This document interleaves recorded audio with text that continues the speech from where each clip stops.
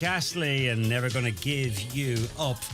Now, Professor Luke O'Neill has a new book out, the world-renowned immunologist and professor of biochemistry at Trinity, and the author of a number of best-selling books, including The Great Irish Science Book and What Makes Us Human for children. And this is aimed at younger readers as well. It is called Show Me the Science. And I'm delighted that Professor O'Neill joins us now. We're streaming and joins us on the radio. Luke, good afternoon. Good afternoon, John. Thanks for having me on. No problem. Good to talk. And good to have a wee flick through this book as well, because it answers some big questions. Like I'm picturing the scenario now that you're in the car with your 8 or 9 year old, and they're asking some questions that just you absolutely have no answer for. Like, why is he driving so fast, Daddy? And then other ones that you kind of think, well, I should know the answer to that. Like, I don't know, why is the sky blue? Yeah. And you deal with some of them in this book. I do indeed, yes. Well, you see, the young mind is inquisitive, isn't it, John? It's fantastic, especially, those teens and 10, 11, 12-year-olds. And the book is aimed at them. It's trying to explain the world through the lens of science, shall we say, and explain quite complicated things. But isn't it wonderful how they're always asking questions? Isn't that great? So my job is to try and help them answer some of those questions, really. Yeah, the time to worry is when they stop asking the questions. That's true. That's very true. Yeah. Let's hope they stay inquisitive. Yeah. Regardless of whether we have the answers or not. But this book might help a lot. In fact, I just see in the introduction that the motto of the oldest scientific society in the world, the Royal Society, actually means it's in Latin, I think. It means take nobody's word for it. And I suppose we shouldn't accept easy answers for that matter. That is the essence of the book, John, precisely. Yes, there's the oldest scientific society. Its motto isn't science is great, right? The motto is take nobody's word. Now, what that means is show me the science. If you're going to say something as a scientist, back it up with the evidence. And that's what makes science so powerful. So, for example, climate change. Show me the evidence that climate change is happening, or whatever the question might be. That's the power of science, John, in a way. It gives us evidence to support something, Yeah. And for young, inquisitive minds, they want the evidence and they want the answers, and they don't want just a yes or a no or a I don't know. They want the details. They do want the details. Yeah, they're very demanding, aren't they, in so many ways? And of course, especially the teens, it's kind of aimed at the 12 to 15-year-olds, really. And I'm dealing with very serious things like depression, say, or addiction, and those sorts of very important issues. Yes. And if you're that age, you'd love to know more about those topics, of course. And as we know, mental health issues are very big in the teenage group as well. So my book hopefully will provide them with a bit of information and maybe even comfort.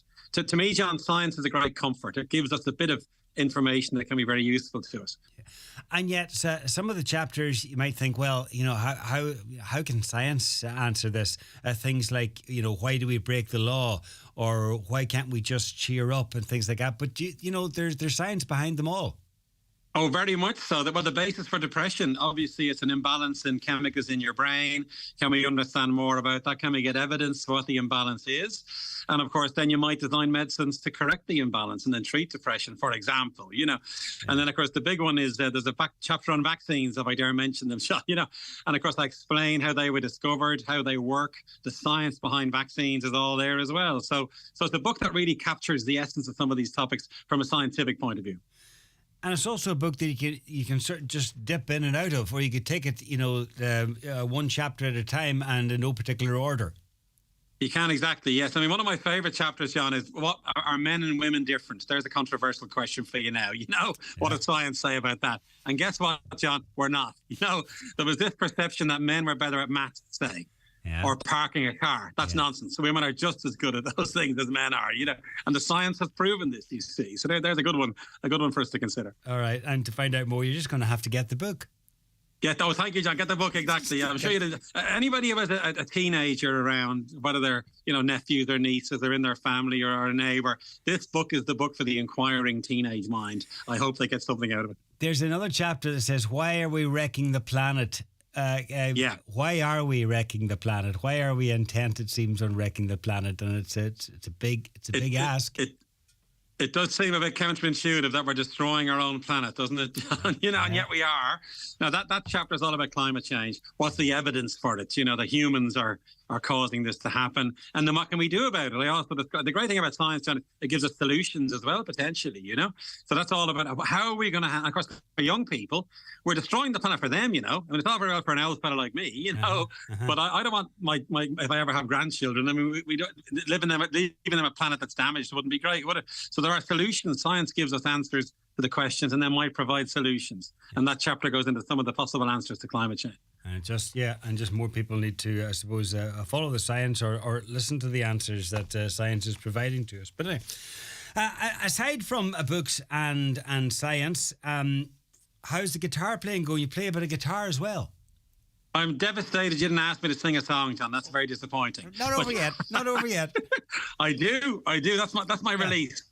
I escape from the science occasionally, get the guitar out, turn it up to 11, crank out a bit of heavy metal. You can't beat it. It's a great way to relax, isn't it? So music keeps me going. Yeah, brilliant stuff. And in a way, I'm kind of thinking if it wasn't for the pandemic, we'd never have got to know Professor Luke O'Neill, because TV stations and radio stations we were all looking for answers, and we turned to, other scientists as well. But you seem to be the go-to man, and it was great because you went through all the info and outlined it, and it was all matter of fact, and this is how it is, and this is what's likely to happen, and it was a busy time for you. Extremely busy. Yes, it was incredible. Looking back on it now, we all remember the pandemic, don't we?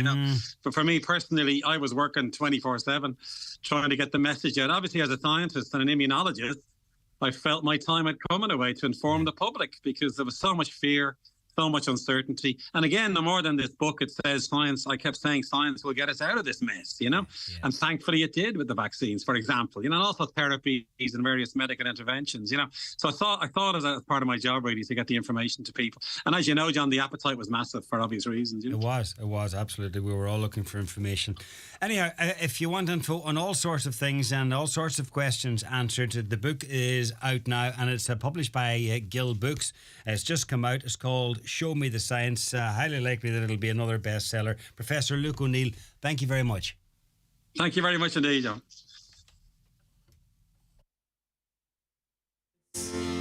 No more of the ducks I'll be seen.